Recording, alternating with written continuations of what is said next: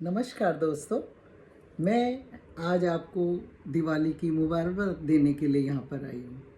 अरे अरे अरे, आप ये सोच रहे होंगे कि दिवाली तो कब की बीत गई, आप मुबारकबाद क्यों दे रही हैं। तो मैं बात कर रही हूँ पहाड़ की दिवाली की, उत्तराखंड की दिवाली की, जो अभी 11 दिन तक चलती है। दिवाली के बाद 11 दिन तक उत्तराखंड में दिवाली मनाई जाती है, चाहे कुमाऊँ हो चाहे गढ़वाल हो। तो मित्रों, अब आपको लगेगा कि 11 दिन बाद क्यों मनाई जाती है, 11 दिन तक क्यों मनाई जाती है या 11 दिन बाद क्यों मनाई जाती है। तो उसके पीछे कुछ मान्यताएं हैं। एक मान्यता तो है कि पहाड़ों में जो राम के अयोध्या वापस आने का समाचार था वो 11 दिन बाद मिला, और तब खुशी में सब लोगों ने दिवाली मनाई। दूसरा जो गढ़वाल जौनसर आदि में जो एक किंवदंती चलती है उसमें कि माधो सिंह भंडारी थे जो कि लड़ाई करने गए तिब्बत में या जहाँ गए लड़ाई करने, तो उन्होंने उनकी सूचना नहीं मिल पाई। वो विजयी तो हुए लेकिन पहाड़ के रास्ते के कारण उनको सूचना समय से नहीं मिल पाई। तो उसके कारण जो उनकी माता जी हैं या जो गांव के लोग हैं उनको उनकी चिंता हुई और वो दिवाली नहीं मना पाए दिवाली के दिन। और जब वो 11 दिन बाद घर लौटे तो उस दिन धूमधाम से पूरे गांव ने दिवाली मनाई। और उस दिन भेलो खेला जाता है वहाँ गढ़वाल में, जौनसर में। तो वो मैं बताऊंगी अभी आपको भेलो क्या होता है। सबसे पहले तो मैं ये बता रही हूँ कि दिवाली को उत्तराखंड में क्या कहते हैं, बगवाई, बगवाल, दिवाली। ठीक है। तो 11 दिन की होती है। तो 11 दिन तक लगातार लोग अपने पख में, मतलब जो ढलवा छत होती है उसे पख कहा जाता है, उस पख में चीड़ के जो छिलके होते हैं, चीड़ की पेड़ के, वो उनमें वो होता है लीसा, लीसा कहते हैं वहाँ, जैसे गोंद। तो वो अपने आप जलता है। तो उस पेड़ को के छिलकों को पख में सजाया जाता है और फिर उसको जलाया जाता है। वो धीरे धीरे जलते हैं, तेजी से नहीं जलते। तो 1-2 घंटे जलने में लगाते हैं। तो तब तक दिवाली का जो उजाला, दिवाली का आलोक है वो पूरे गांव को आलोकित करता है। तो जो गांव, पूरे गांव की जो पख में ये जो छिलक लगाए जाते हैं, जलाए जाते थे, अब तो वहाँ भी दिए वगैरह चल गए। मैं परंपरागत दिवाली की बात आपको बता रही हूँ। तो वो बहुत ही शानदार, बहुत ही सुंदर लगते थे, जैसे कि सारे नक्षत्र धरती पर उतर आए हों। मुझे भी याद है, एक बार मैं 7वीं 8वीं में पढ़ती थी और पहाड़ गई थी ताई जी के से मिलने। तो मैंने वो दिवाली देखी उस बार की, तो वो मेरी आंखों देखी बात है। तो मतलब इतना जगमगाहट, अंधेरी अमावस्या की रात को जो जलता है और वो पूरा धरती और आकाश में उजाला फैल जाता है, जैसे तमसोमा ज्योतिर्गमय की जो भावना है वो मुझे वहाँ पर साक्षात नजर आई। तो दोस्तों, अब मैं आपको बताने जा रही हूँ कि क्या ऐसा अलग एक विशेषता है जो कि थोड़ा अलग करती है उसको अन्य दिवाली प्रदेशों की दिवाली से। सबसे पहले तो कमेटू जो एक हमारा होता है, एक मिट्टी होती है, उससे दशहरे के बाद ही शुरू हो जाता है, क्योंकि बारिशें होती हैं, कीचड़ फैला होता है, तो सफाई अभियान दशहरे के बाद शुरू हो जाता है। कमेटू मिट्टी सफ़ेद होती है, उससे घर को पोता जाता है, पूरे घर को, क्योंकि पहले मिट्टी के घर, पत्थरों के घर होते थे, अंदर से मिट्टी से उनको लीपा जाता था। तो वो उस पर उस कमेटू की पुताई होती थी। और निचले हिस्से पे लाल गेरू, लाल मिट्टी लगाकर बिस्वार बनाया जाता था, चावल के को पीस कर बिल्कुल बारीक, और उससे चित्र बनाए जाते थे लक्ष्मी गणेश के। और जो नहीं बना सकता था वो सीधी लाइनें डालता था, जिसे ऐपण कहते हैं। अब आज तो नेट का ज़माना है, ऐपण आप लोगों से कोई अपरिचित तो है नहीं, आप ऐपण से आप जानते हैं कि ऐपण क्या होता है। तो वो एक बहुत ही शुभ माना जाता है किसी भी अच्छे काम में, तीज त्यौहार हो, ब्याह शादी हो, उसमें ऐपण पहाड़ी जो संस्कृति है उसका एक अभिन्न अंग है।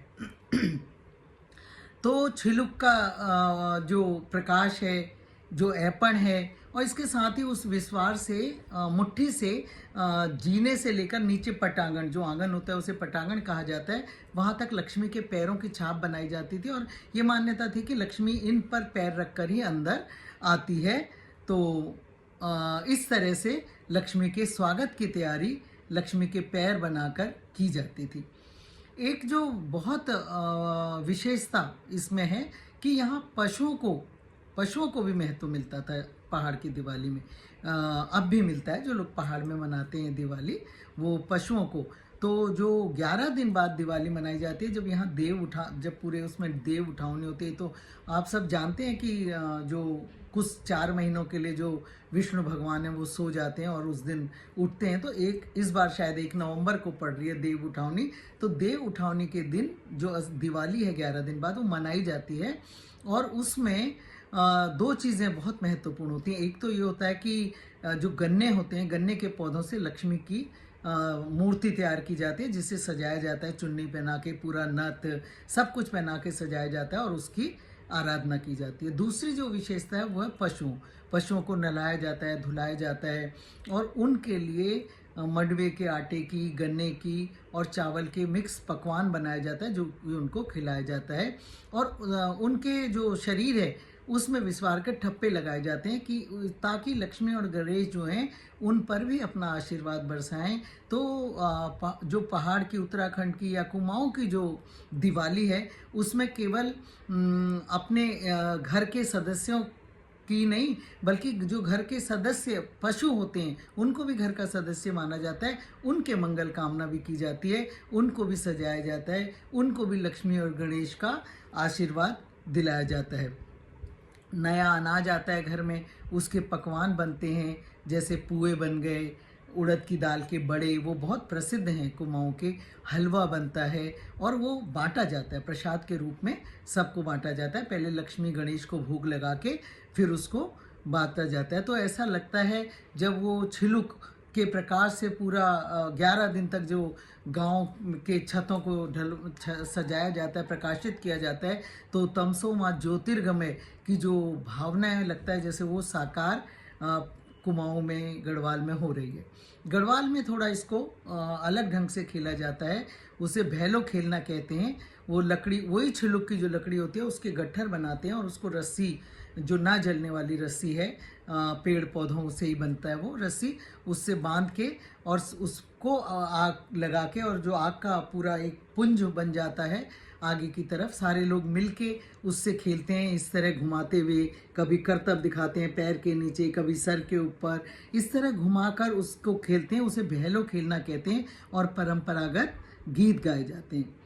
जौनसार में थोड़ा सा अलग हटके बनाया जाता है। मंदिर के बाहर आंगन जो होता है, पटांगण, उसमें अखरोट सब चढ़ाते हैं और वो अखरोटों से आंगन भर जाता है, फिर उस अखरोट को प्रसाद के रूप में लेकिन दिवाली पूरे उत्तराखंड में 11 दिन की होती है और वो अलग अलग जो प्रांतीय जो उसमें पुट आ जाता है उससे थोड़ा थोड़ा अलग अलग उसको मनाया जाता है।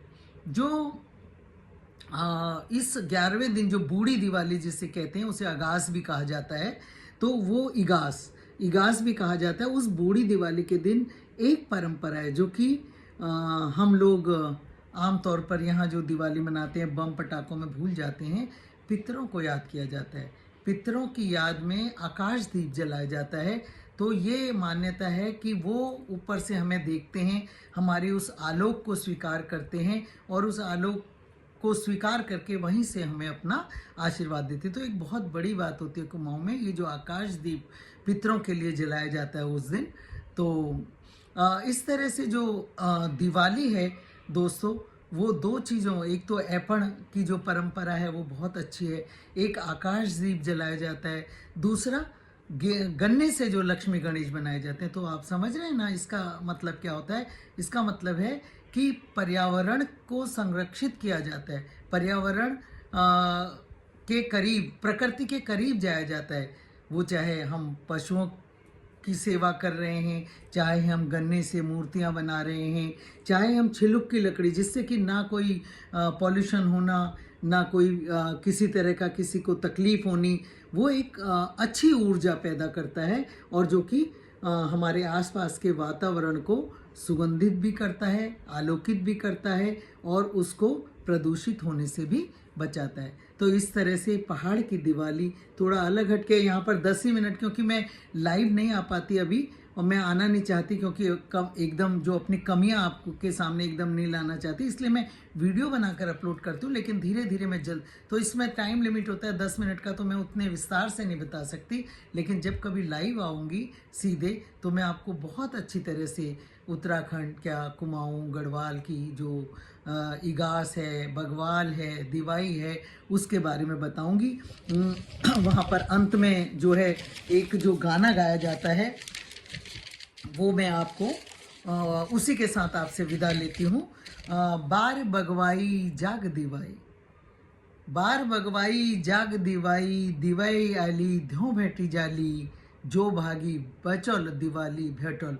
तो मैं चाहती हूँ कि आप सब दीर्घायु हों और आपकी लंबी उम्र हो और अगले साल फिर हम मिलकर दिवाली बनाएं, और तब तक मैं लाइव में आने लायक हो जाऊंगी तो मैं आपको दिवाली का पूरा विस्तार से उसके लोकगीतों के साथ अलग अलग, चाहे वो जौनसार हो, गढ़वाल हो, कुमाऊं हो, पूरे विस्तार से दिवाली के बारे में बताऊंगी। और कुमाऊं की दिवाली के आलोक से, उत्तराखंड की दिवाली के आलोक से आपके जीवन को प्रकाशित करने का प्रयत्न करूंगी। तो नमस्कार दोस्तों, और फिर मैं जल्दी ही आपसे मिलती हूँ अगले वीडियो में।